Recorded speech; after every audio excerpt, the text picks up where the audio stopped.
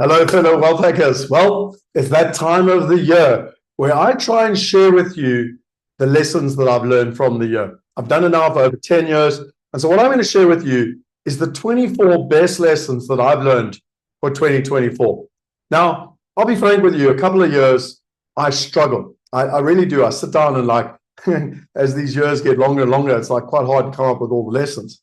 And yet this year, I found it really easy to come up with the 24. And to be honest, I could probably chuck in many more, and I might even come up with a few while I'm talking here. This is quite an important presentation that I do. I don't know if you want to call it a presentation. You could call it me sharing with myself, because what I find, I get a huge amount of feedback from people with regards to these through the years. It also helps me to look at my year and say, like, what was important? What did I learn? And it helps me to synthesize those lessons. And so as much as I'm trying to give back to you and to add value to you, I'm also getting value from it. And it's that whole Zig Ziglar principle. You can have anything you want in life if you help enough other people get what they want. But I will be honest with you, this has been a very, very tough year. You know, outside of my father dying, and this might happen a lot because I'm feeling very emotional, but outside of my father dying in 2005, and I've had some tough years, but this one would certainly be right up there. But what's interesting for me is that, and it brings me to my first lesson, is that when I think back to when my dad died in 2005, it was by far and away the hardest year of my life. And yet when I look back on it years later, I realized the silver lining to that pain and how much it helped me, become who I was, and my dad's whole story and journey ultimately helped define me and what is my purpose on this planet. And I think, often people talk about a silver lining, but I mean a lot of people that don't know what their purpose is. And I'm truly gifted and grateful to be able to live my purpose. And so when I look at lesson number one, it's that pain has a silver lining. And, for me in 2024, I started off the year in absolute, I'm a huge romantic. And I started off the year like in a romantic fantasy, literally it was out of a love novel or movie. Yes, I'm a big fan for rom-coms and rom-dramas or whatever you want to call it. Often say to people, I've got a very hardcore exterior, but a big teddy bear heart. And it was amazing. Like, I thought all my dreams had come true. And then within 2 months, it all crashed into nothing, to cinders. And there's a whole lot of reasons around that. And some of them were my fault. But actually, it was really, really tough for me because most of it wasn't. Or certainly there were a lot of external influences.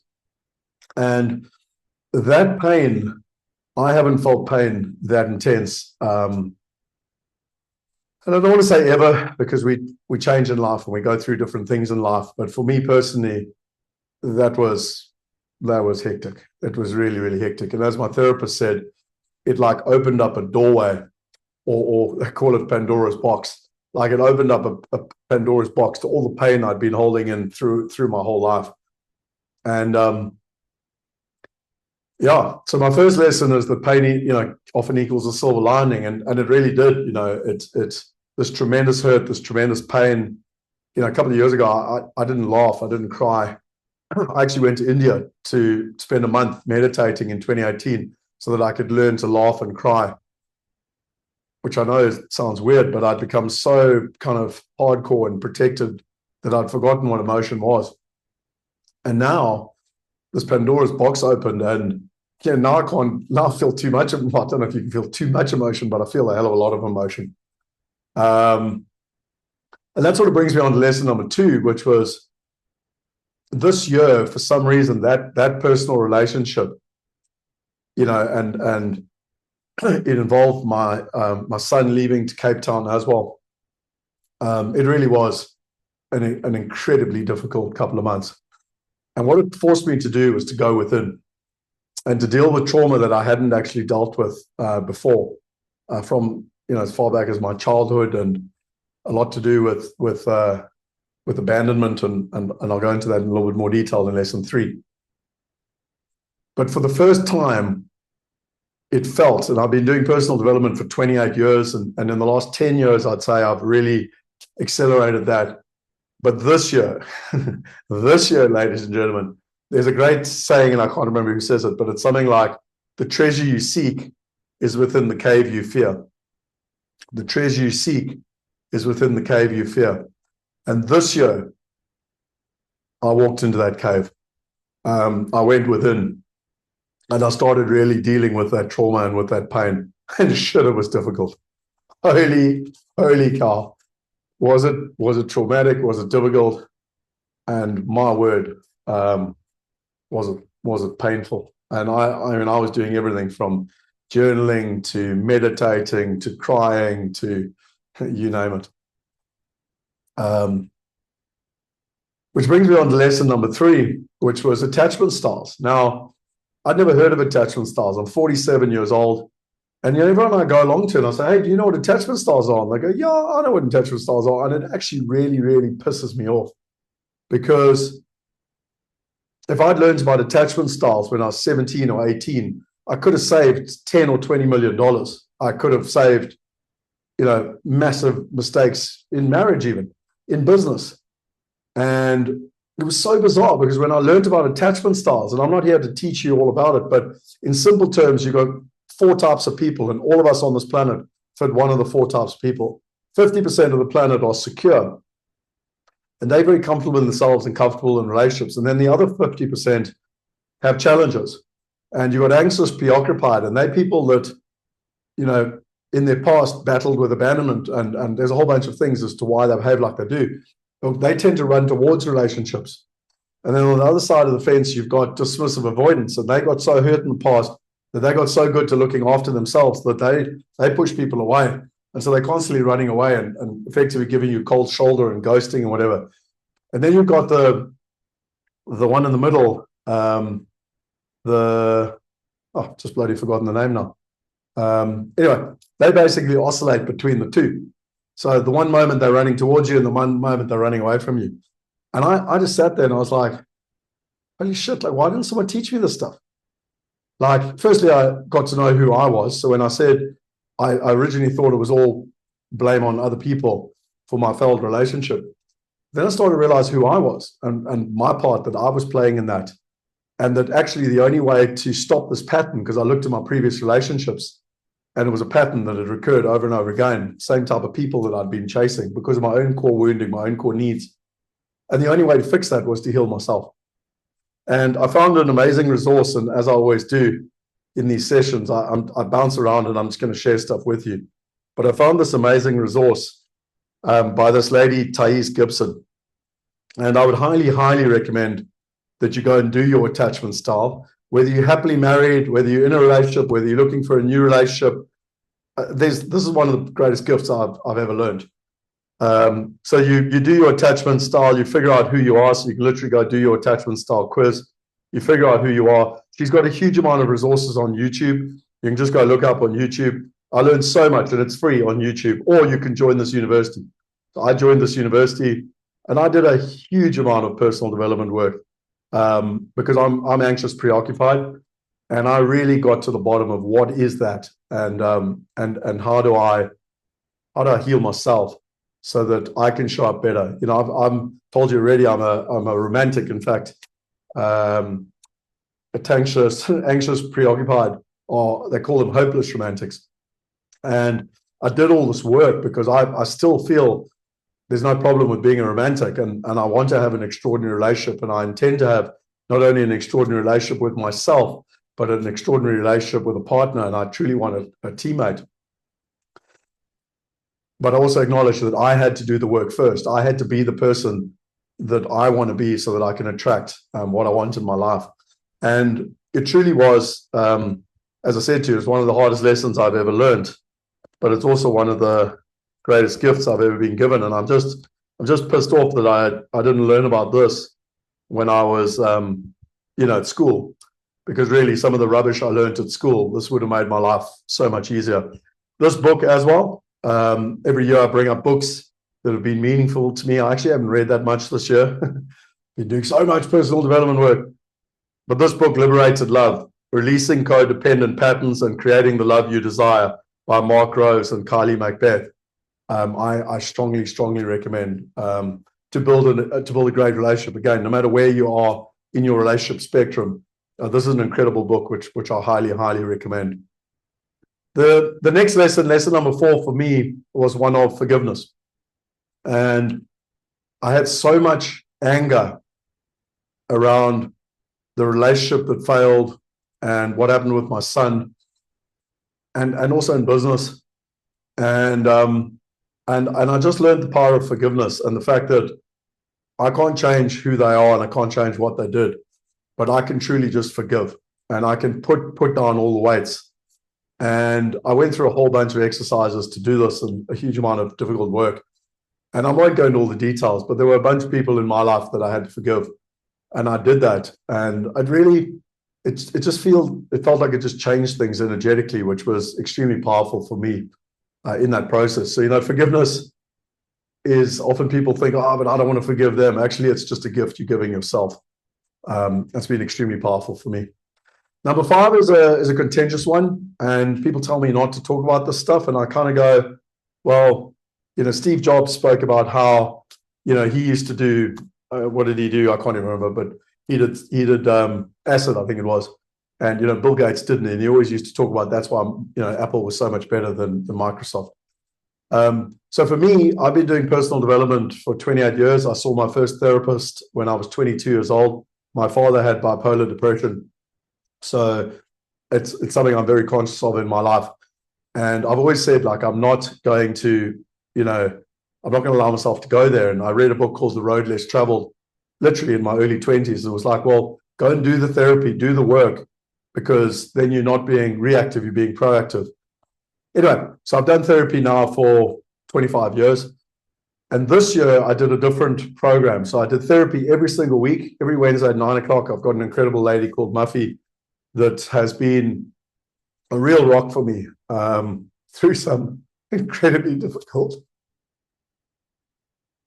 experiences. But also another guide, another savior, another angel, I think, what you want to call him. And his name was David. And what I did was every month I did a mushroom journey with David. And it's called a hero's journey. And again, people can frown upon it. I'm getting better and better at just, this is who I am. And if you don't like me, so be it. But I'm going to be authentic and true to who I am. And David is an absolute magician and master. There's no fun in this. It is therapy, it is medicine. And he took me on some really hectic hero's journeys. And I really dealt with pain and trauma. And I mean, I could do whole webinars, whole workshops on what I learned, and what's interesting is that in 1 year, with a combination of therapy, but specifically with this mushroom work, psychedelic work, I achieved more in 1 year than I've achieved in 25 years before that. And I can't tell you, I cannot recommend it enough for you if you're wanting to deal with trauma and pain and some of your childhood wounding and everything in between. I can't recommend it more highly. And all of these people that I'm talking about, you can click on the links below, and I'll have all their details. You can if I've spent my whole life searching the world for the right people, you might as well just work with the ones that I know, like, and trust, because I get nothing out of recommending them other than knowing that I'm giving you a gift. That so David lives in Sedgefield. He's got his retreat there called Never Ending Story. And he does group sessions, but I prefer doing the one-to-ones with him. And he's just a true master. Like, it's just so nice working with someone who is living their purpose, living their passion. I mean, he's just a master of his craft. And he makes you feel safe, and he holds the presence, and he lets you do the work. And the profound impact I had this year was insane. And I've got so much gratitude to David and to Muffy, because when I consider where I was in January, February, March, April, and where I am now today, it's unbelievable. But Shev and Herbert. Was it hard? But don't underestimate that cave you fear. The treasure is in the cave you fear. And I chose this year to go into the cave, but while it was tough. But it was worth it.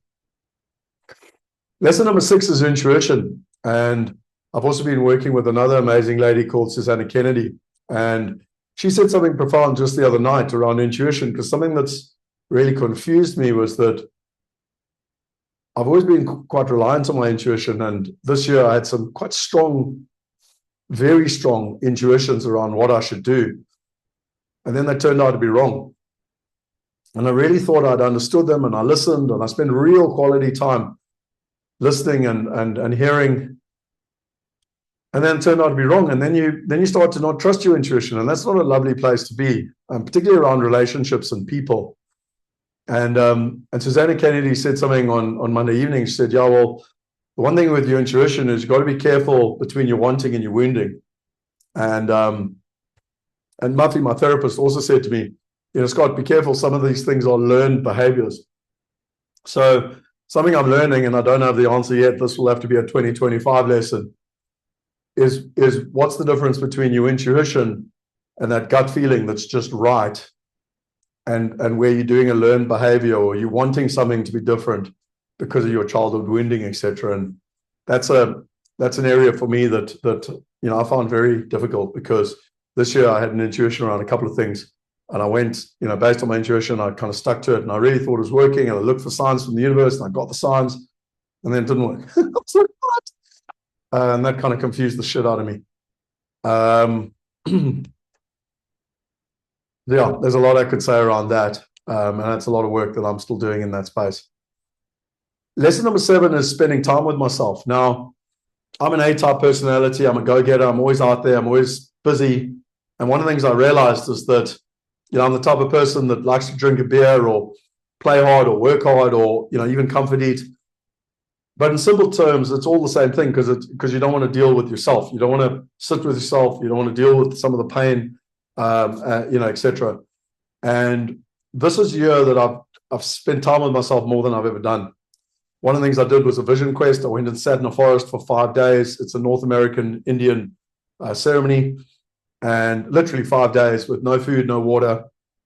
And, you sit in an area that's the size of two doors. So if you take a door, just a door in a house, and you put 2 doors next to each other, that was the total space, about 9 square meters in total. And that was pretty hectic. But what was interesting is that I've subsequently done it like quite often now, where at least once, if not twice a month, I just take time out. I just have a night on my own. I go on the boat.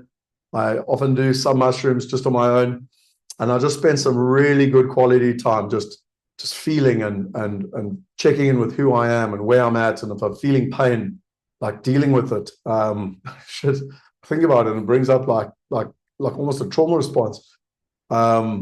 But afterwards, I just feel so good, because I've spent quality time with myself, and something I've never done before, because I've always kept myself busy, and now I actually look forward to it. I mean, just tomorrow night, I'm going to go out on the houseboat, and I'm going to spend the whole 24 hours just on the houseboat on my own, sleeping under the stars. I've got a whole bunch of exercises from Susanna around healing that I want to work through, and really cap off the year strong for myself in terms of my own personal growth, my own personal healing, and setting myself up for an extraordinary future, which I know that I deserve.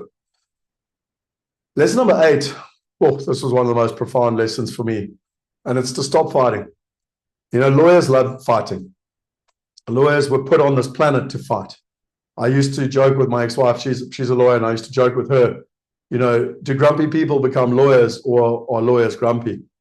And what I learned was, my ex-wife and I have been fighting over my son, and basically getting 50-50, spending 50-50 time with him. And this year he went off to Cape Town, and last year we wasted hundreds of thousands of rand on lawyers' fees, and achieved nothing. Just a bunch of letters like going back and forth. Achieved nothing other than a shitload of aggression and everyone in a bad place, and my son unhappy, and just no upside.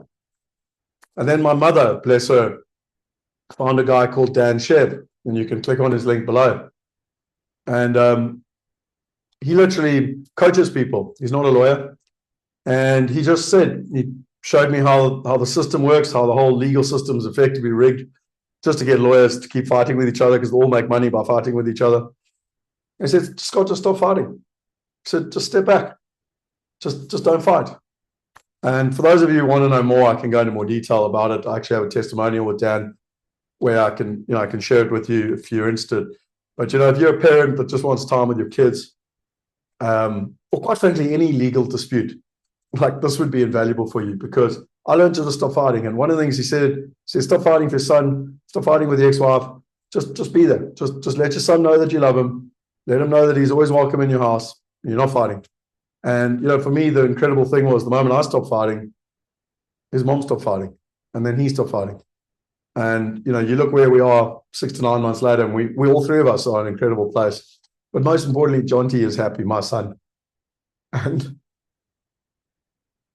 just today, he came and hugged me and he just said, Daddy, I'm just so happy that everyone's happy because we had a nice conversation with his mother. And if the lawyers had their way, we'd still be fighting. We would have wasted hundreds of thousands of rands more this year. And as I assume, achieved nothing, considering we achieved nothing for the last couple of years. And yet with Dan's advice, and what a hero. I mean, he is a gift from God for me. It all changed. And we haven't wasted any money on lawyers. My son is happy. His mother's happy. I'm happy. It really is a terrible indictment for lawyers of what can happen if it's done differently. And that then brings me on to a gentleman in America called John Herbert. And John, has a trust and he's got, about $1.3 million of clients' money. And again, people wanted to fight and they want to get lawyers involved. And we spoke to different lawyers and they wanted $25,000 to be able to, get started and basically fight. And I was like, no, hang on. Why don't we try to do this the human way? The human way works. I'm going to get on a plane. I'm going to fly to America. I'm going to talk to John. And when I first got there, he was very aggressive and don't come to my house. And it's like, John, I'm not here to fight, dude. I'm your friend. I've known you for more than 10 years. I think you're in trouble and I want to help you. Let me help you help everyone else. And we're not quite there yet, but we're making progress. We're a shitload further than any lawyers would have been. I can guarantee that. And so, for me, no matter what the legal fight is, whether it's in business or personal, I've learned so much and I'm happy to coach and mentor people to give you guidance on what I've learned, but it's been invaluable for me. And I don't think I'll be doing too much more legal fighting in my life. Lesson number 9 is boundaries. I know some of these are so simple. You're like, Scott, dude, are you serious? Well, I'm 47. I've only learned some of these things properly. This year was a year that as I learned and got really kind of in touch with my own healing, I learned about boundaries. Obviously, I knew what boundaries were, but I used to have weak boundaries. And I got very clear. These are my boundaries. This is what will and won't happen. And the more I did it, the more it got reinforced. And it's actually very, very healthy. So my lesson number 9 is boundaries and the power of boundaries and how boundaries actually enable you to live a better life, for people to respect you on your terms. And if they don't respect you and if you don't share common values, then you're not good for each other and you shouldn't be working together, you shouldn't be in a relationship, you shouldn't be friends, whatever it is. So again, was a very hard lesson for me to learn. And then number 10 was culture in the team. Now, I've got this incredible experience where in 1998, I played rugby. I was playing with my brother. It was the only year my brother and I played together. I was playing with one of my best friends. And we won the entire UCT league and the entire Cape Town league, actually. We were playing for UCT under 21. And we didn't have any marvelous stars. In fact, my brother was probably the most, he had played the highest level of rugby. But we had the most incredible team spirit. I had the privilege of being captain of that team. And it was just a truly wonderful experience. And I've been trying to do it in business for 20 years. I've had a hell of a lot of problem with culture. And then you read all the books about hire slowly and fire fast and all that sort of stuff. And don't let the bad apples stay. And even if the best person in, the most highly qualified person on the team and getting the most results, the bad for culture, get rid of them.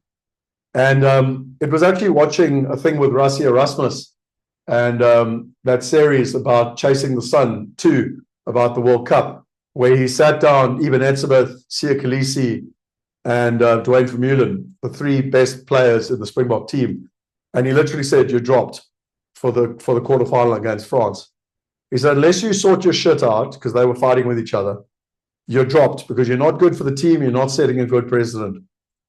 And I learned then that no one is above the team. And having watched that series, and again, I've read all the books, I kind of know all the theory. But for this year, I actually did that. And it was extremely hard for me.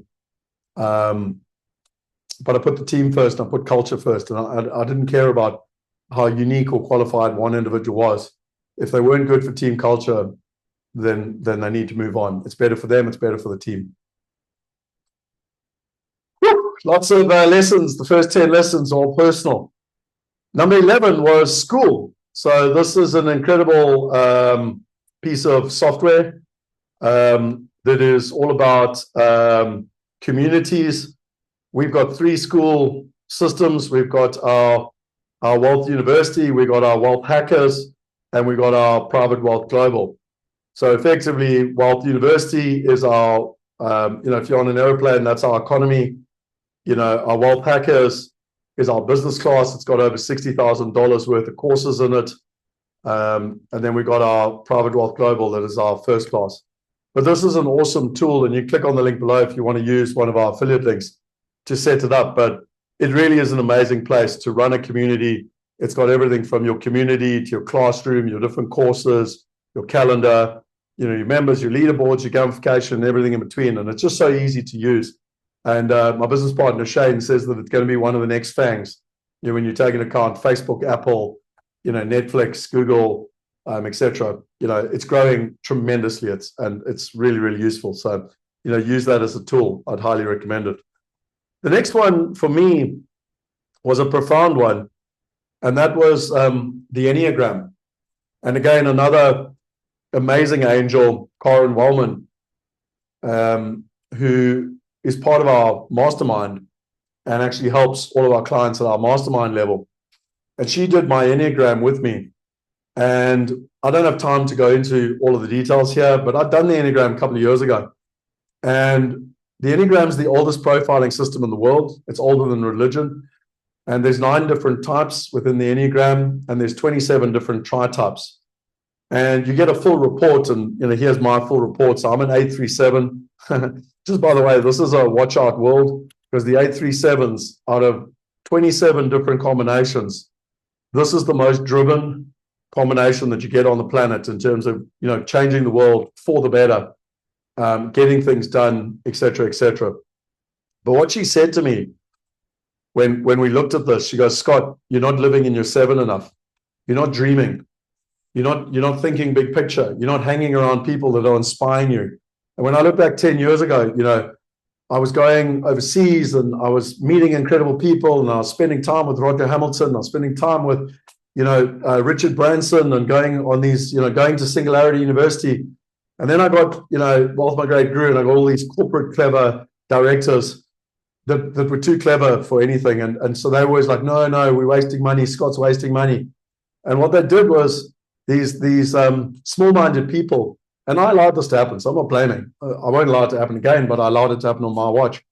I allowed myself to hang around small-minded people. I lost my vision.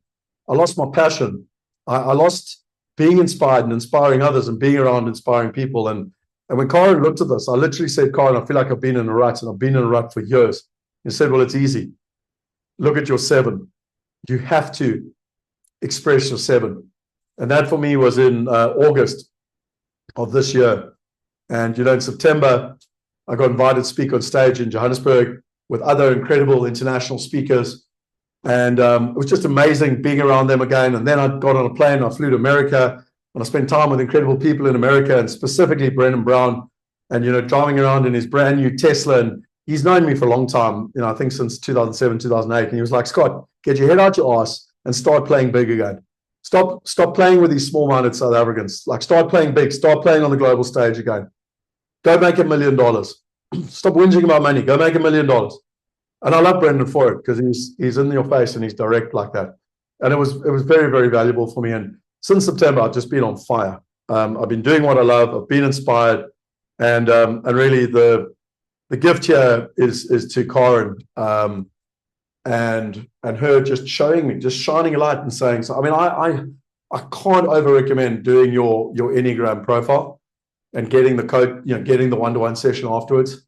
But I mean, it was just, I mean, it felt life-changing to me. A couple of things have happened this year that feel life-changing. I know that 2024 has been this incredibly difficult year for me, but I know that it's going to be one of the most catalytic years of my life. I know that for a fact. Lesson number 13 was the Ennegram and Wealth. And this one is one that I'm very excited about, because we were sitting at our Wealth weekend in March, and our family office was like, oh, we take our clients through the Enneagram and Wealth. I was like, what the hell's that? They said, no, we marry together the Enneagram, and then we marry together people's wealth profiles. And so with our family office, we literally have built this. You can't get this anywhere else. So we literally go through this as step 3 in our 9-step process to generational wealth. And it's literally, what is your Enneagram and wealth profile? So there's 9 different types of profiles. I'll just make this in a proper slide so you can see it. I just want to make sure I'm sharing my slides here. Just 2 seconds. No, see, I'm not. Good thing I checked. So if I just go back to it, so there's 9 steps to generational wealth, and step 3 is all about knowing your investor profile. And there's 9 different types of investors, and depending on who you are as an investor, there's all the different types of things you do as an investor. There's the right type of investments. There's different investment styles, and depending on and people say, I don't want to be put in a box. It's got nothing to do with being put in a box. It's got to do with actually knowing who you are. And then, you'll understand yourself. You'll understand the decisions you make. You'll understand why you've made mistakes in the past, how you can avoid them, what the right type of investments are. And literally, there's 27 different types of investors, and each investor gets a report, and it tells them who they are, what they need to do, what they should be investing in, etc. So this is something that we're very, very excited about. At the moment, it's still in the manual process, and it's only been offered really to our family office and mastermind clients. But it is something that we want to scale globally. We're currently, with our partners, are getting the patents and everything in place to build out the tech and to scale it globally. Our partners, Kylie Consulting, are putting that all together. Lesson number 14 was playing on the international stage. And again, I've sort of spoken to this already, but when I stood on that stage in September and I was with all these incredible international speakers, and they saw what we'd built in the last 10 years with Wealth Migrate, and the fact that you can invest in commercial property. And these amazing people that are highly respected around the world and make tens of millions of dollars saw me on stage live showing people how they can invest in England, in America, and Europe from $10. They literally came to me afterwards and they were like, wow, we've never seen this before. People teach people how to buy houses, they do rent to rent, and they do student accommodation, and they do buy-to-lets. We've never ever seen someone that can help people do commercial property. What you've got is amazing. And it was amazing for me because playing back on the international stage and going overseas and going to America, and I'm off to London soon, and it was like, boom, that's what we were doing. And it's time to go back there, and to the small-minded South Africans that have said, oh, we can't afford the plane ticket. If you have a scarcity mindset, you'll be poor forever. If you have an abundant mindset and you're resourceful, you will find a way. And I want to play on a playing field with the best in the world. I love South Africa. I'm deeply passionate South African. I love living in South Africa, but I want to play on the international stage, and I will never, ever allow small-minded South Africans to hold me back. Another thing that we did, which would be lesson number 15, was we restarted our Wealth weekends. And again, so interesting for me, and I know I sound like I'm whining a little bit, but we used to do Wealth weekends, and then people that were cleverer than me said, oh, waste of money. Literally, some of my shareholders even, waste of money. I was like, you literally became an investor because of the buyers trips and the weekends. Anyway, so we started doing it again, and you can kind of see that I've got a lot of emotion around this, because I did. For the last 10 years, I've allowed other people to tell me what not to do when we literally had stuff that was working. And so all we're doing at the IPS days, it was working, and all we're doing is redoing it without all the naysayers. So we did our first Wealth weekend in Stellenbosch, and we had a group of I can't remember exactly, but I'd say 25 odd people there. And we had lots of fun. We studied the 6 pillars for wealth for a day and a half. And then we went and did wine tasting, and we did some tours around Franschhoek, and it was just amazing. We had the most amazing group of people. And then we did our next one in the Cradle of Humankind. And this time Kellyo really came to the table. They had all their different partners there. So Garth Wellman came, Karen Wellman was there, Nick was here on Conscious Capital. David Lipschitz flew out from America. He talks about generational wealth, and he only helps families that invest, have they pay him $250,000 to teach their families how to do generational wealth. And it was just the most incredible experience. We learned for 2.5 days. We did the 6 mega trends of wealth. We did the Ennegram and Wealth, a full day on that. We did a full day on generational wealth. And then we did hikes, we did beautiful walks, we went on game drives. And then we went to watch the rugby as well. And we had fun, and we got to watch the Springboks beat the All Blacks at Ellis Park. We had a whole bunch of people come from overseas. They'd never even been to South Africa, and yet they got to watch the Springboks play and beat the All Blacks at Ellis Park. It was a truly, truly amazing experience. And so, yeah, one of my big lessons was, and I don't want this to come across as arrogant, but we've always been incredibly good at putting together events, be it bio trips or weekends or whatever. And once people are together, the magic just happens. It really was a profound and beautiful experience. Lesson number 16 is partnerships. Everyone always tries to do things on their own, but the world now is all about collaboration, cooperation, and partnerships. I talk a lot about partnerships, how important partnerships are, but I had some very deep and meaningful partnerships, and the single partnership where we added the most value and received the most value was from Ann Wilson, the Wealth Chef.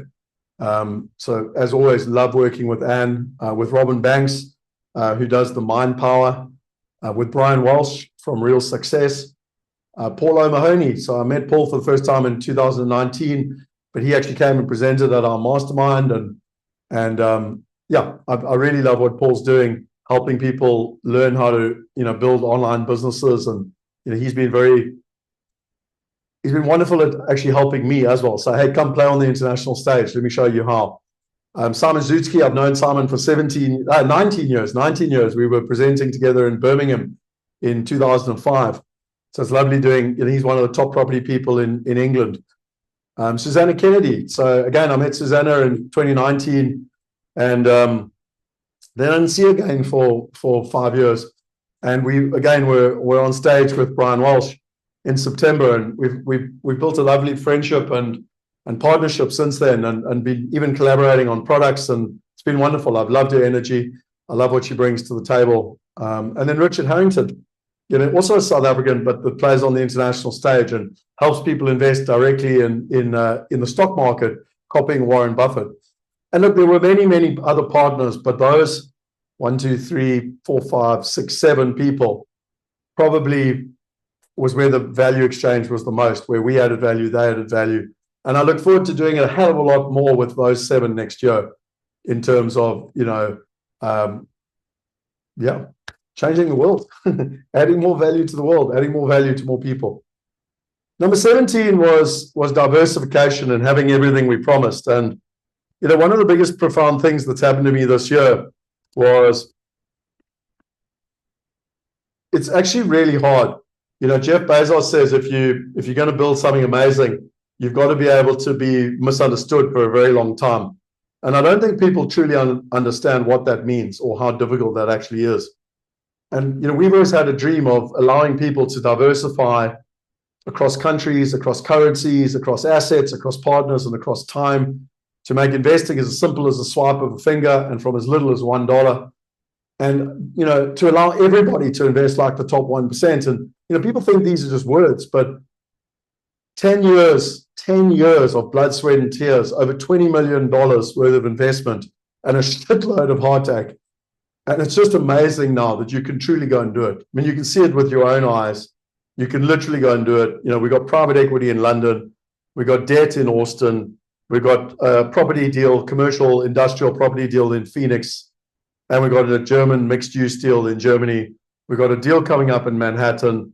You can literally go into any of these. You can click on it. You can literally go invest in the deal from $10. You go, I continue. You digitally sign the agreement. You can download it if you want. You go, I agree. You go make investment. And what you've just witnessed me do in under 30 seconds is invest. And again, I could go and do that over and over again. You can see I made some other investments. So right now I've got, private equity in London. I've got an Austin deal. I've got a Phoenix deal. I've got a Germany deal.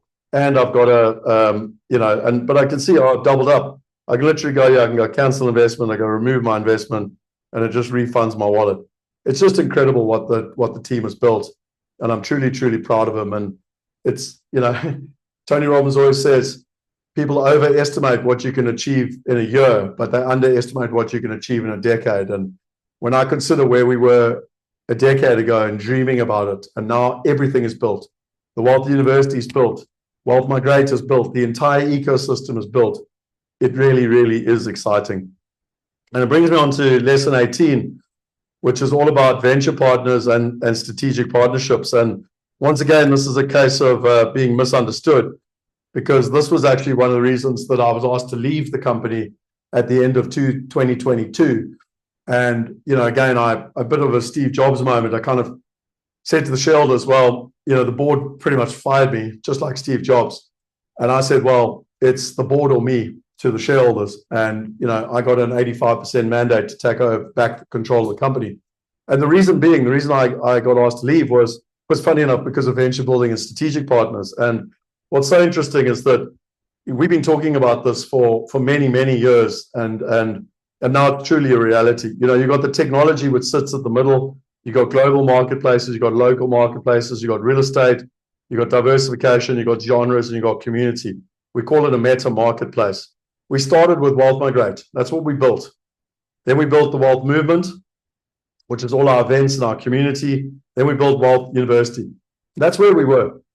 Then we launched Private Wealth Global. So we launched that this year in terms of as a brand.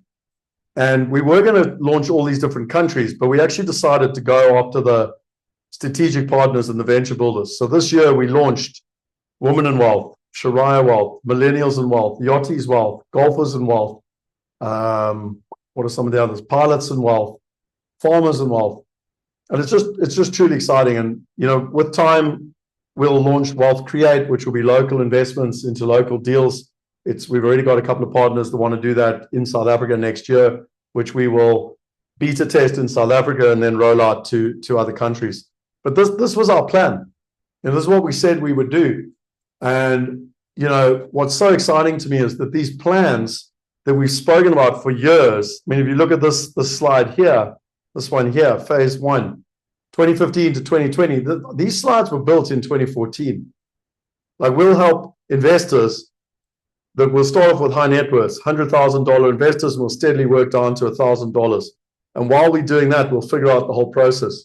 Then we'll go to venture building, which is where we basically grow the business. It's about scalable operating profit. And we'll do it through operations and venture building. We'll have our 3 core platforms, and then we'll have partners that utilize all the resources we've already built.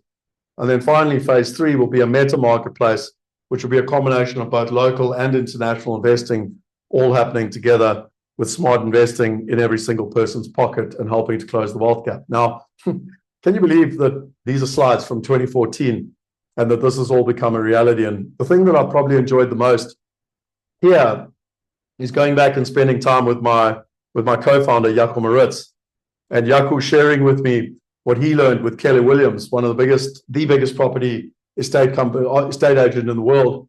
And Jaco's done a huge amount of training with him in America and everything.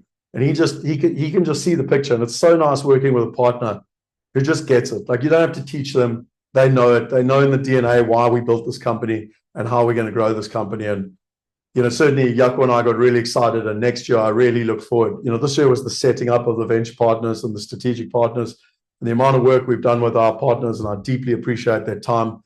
But next year, we really launch that out into value. Lesson number 19, and sometimes it's hard to believe this, but for me, doing that whole strategic partnership presentation to our partners back in August this year, and going back over the slide deck, literally from 2015, just made me remember. like, why are we doing what we're doing? And seeing where we were, what we said we were going to do in 2014, 2015, and where we were now and everything we'd built. And it just made me believe in again. It made me believe. I'd been around people for a long time that had told me I was wrong and that we were wrong and that the business was broken and that the model was broken and that they were right. And, sometimes when you call something for a long time, you start to believe it. And it was so wonderful to actually say, no, I told you in 2014, 2015, we were going to do it, and we've done it. And it really just, it's not an arrogant feeling. It's just a deep-seated self-belief that in 2014, 2015, 2013 even, I knew where the world was going. I mean, I literally wrote a dissertation on this in 1998. I did a master's degree on this in 2001. It's all I know. I'm a one-trick pony. But when you really inherently believe in yourself again and where the world is going, and as that famous ice hockey skate player says, you skate towards where the puck is going.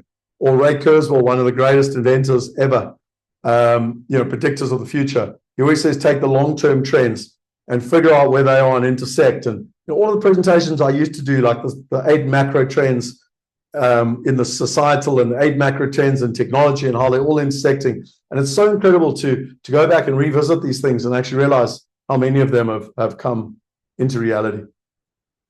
So that's lesson number 19, believing in yourself again.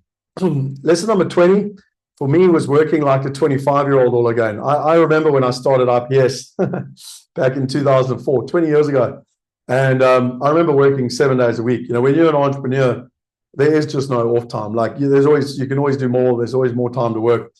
And I don't know what happened this year, but like there was just so much going on. There was so much excitement and also so many things to fix that I felt like I was 25 all over again. Not in age, I wish, but just working. Like I don't remember ever working, certainly in the last 4 or 5 months, I don't remember ever working as hard as this, other than when we started the business in 2004. And it was different this time though, because I was on fire. And it comes back to that believing these things do have a pattern in going through. And I was like, right, like it's just like now's the time. Like it's now or never. We spent 10 years building this thing, 20 years of my career, and it's now or never. And one of the lessons that I learned again, which I really need to take into next year, is balance and just balancing it out. And balance is bullshit. I learned that from Keith Cunningham many, many years ago. But as an entrepreneur, you need to work in projects and do 2 months like really hardcore and then take some time off, and another 2 months like work in sprints. So it's like a sine cos curve.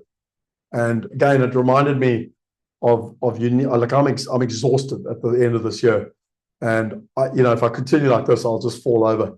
And so it's very much about setting oneself up. And I know it's possible because I've seen Richard Branson do it. The man had 400 companies. I watched his lifestyle. I had the privilege of watching him for 2 weeks with him on his island. And, so I know it's possible, and I've really got to focus on that now as we go to the next level. And it sort of brings on lesson number 21, which was age. And this year was the first year that like age became a real reality to me. I've always been generally the fittest person. Like when I climbed Kilimanjaro, I was the one helping my mates to the top. You kind of name it. I've always been very, pretty fit and strong-minded and whatever.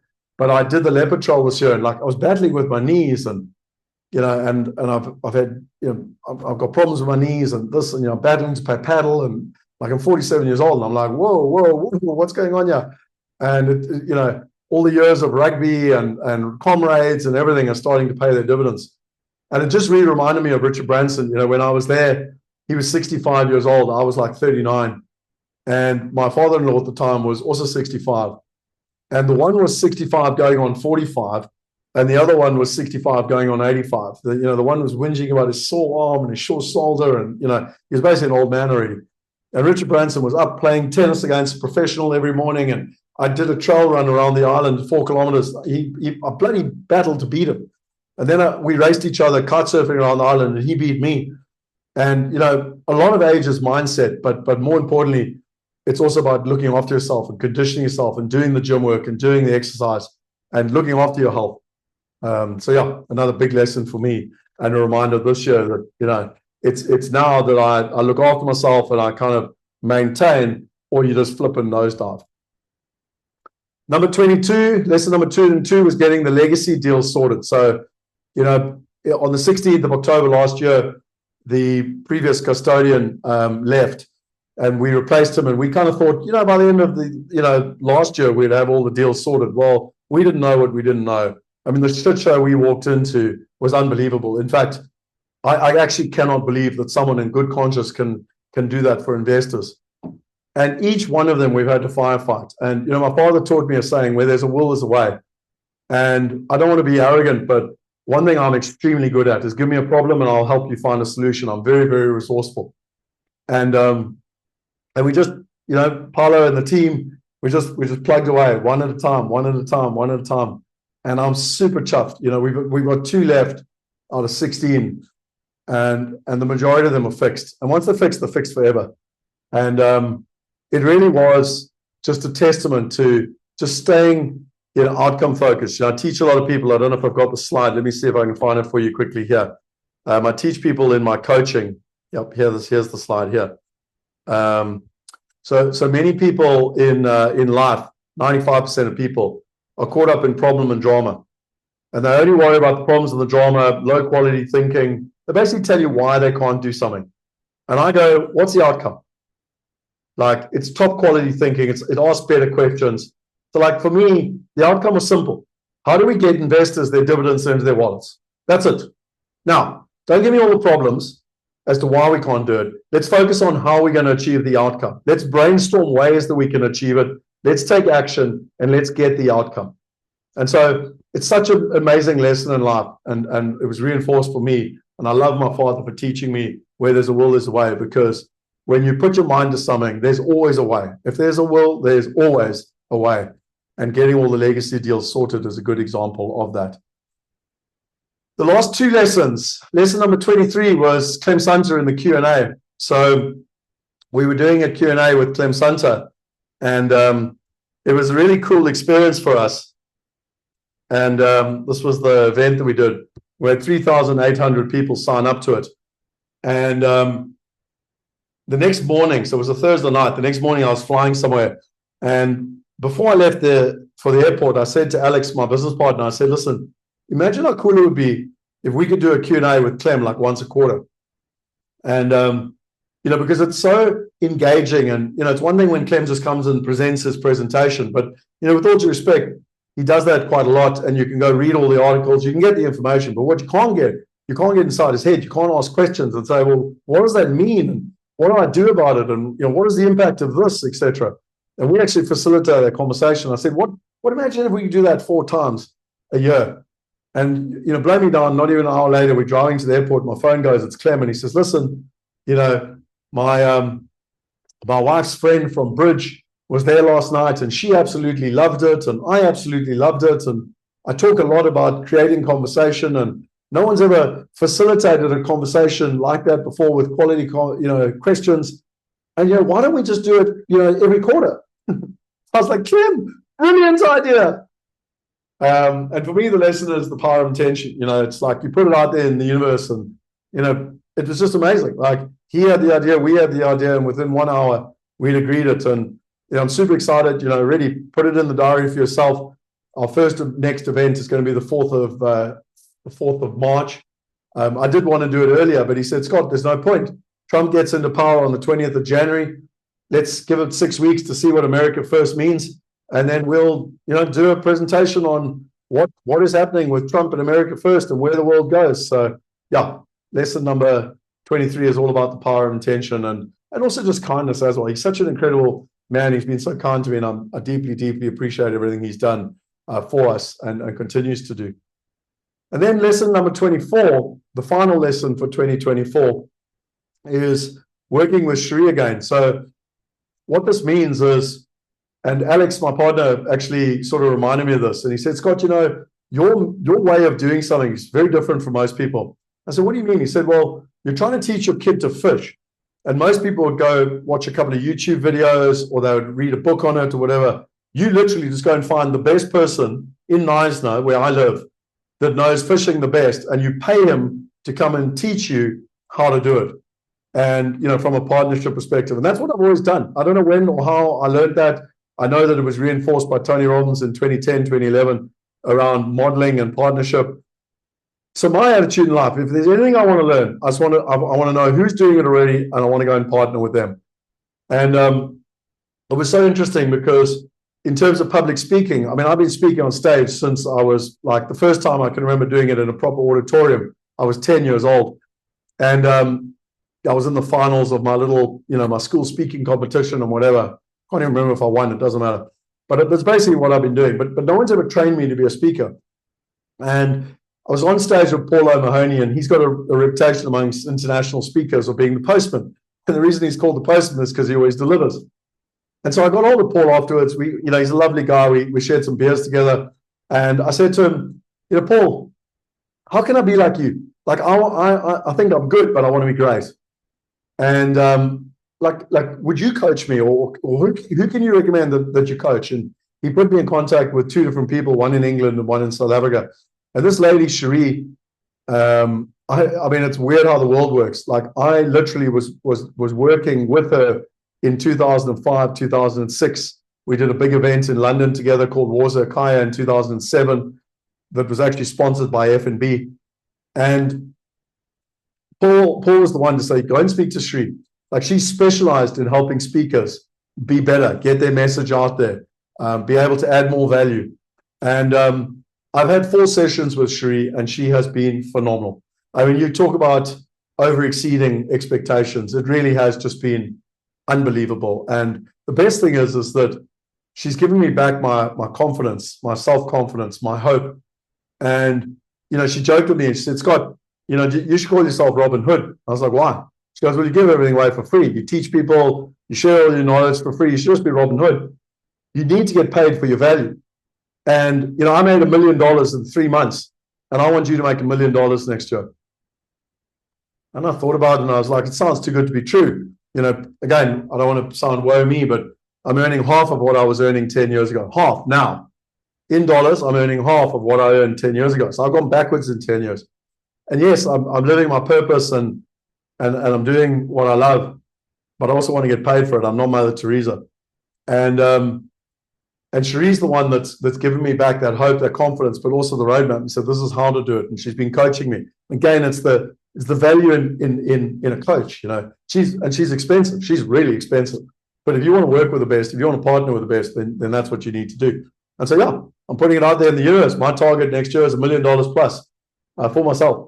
Yes, the business, I want to make a lot more money, and I want to make even more money for our clients. But my target is to make $1 million. And Cherie's the one that's given me the ability to believe that that's possible, and also the roadmap on how to do it. And so, ladies and gentlemen, those are my 24 lessons. Some might see it as rambling. Some might see this as a waste of time. I see it as a reflection on 2024. I finish by saying huge gratitude for your energy, if you're still here, for your engagement. I hope these lessons have been valued to you. Please, click on the link below, communicate, share with me what your thoughts are, engage. I think that, we live in a world now that's all about collaboration, sharing, partnership, cooperation, co-collaboration, all those fancy big words, but it's really just down to community. I deeply value, I deeply respect you. I thank you for giving this platform for me to share my knowledge, my lessons, my life journeys, with the failures as much as the rewards. And I hope these lessons have added some value. And to all the people that have added so much value in my life this year, I deeply, deeply, deeply appreciate you. To my family and my friends who supported me, it's been tough. But I know for a fact that this year was the year that the butterfly has been in the cocoon. And I've been wrestling in that cocoon.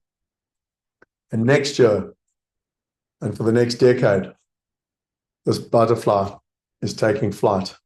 And it's this incredibly hard incubation period that's lasted over a decade.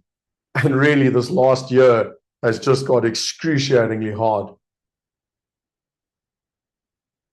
But now that butterfly's ready, I can feel it in my heart. I can feel it in my intuition. And I hope you get massive value, because the whole philosophy is Zig Ziglar's principle. You can have anything you want in life if you help enough other people get what they want. So if I want to make $1 million, I have to help enough other people make the passive income goals they want, the financial goals they want. And the more that I can add value out there in the world, the more I can get what I want. Thank you for your time. Enjoy your festive season with your family and your friends. And with deep emotion and gratitude, I say cheers, and let's thrive next year. And hopefully these lessons can help you create an extraordinary life for yourself. Thank you, and cheers.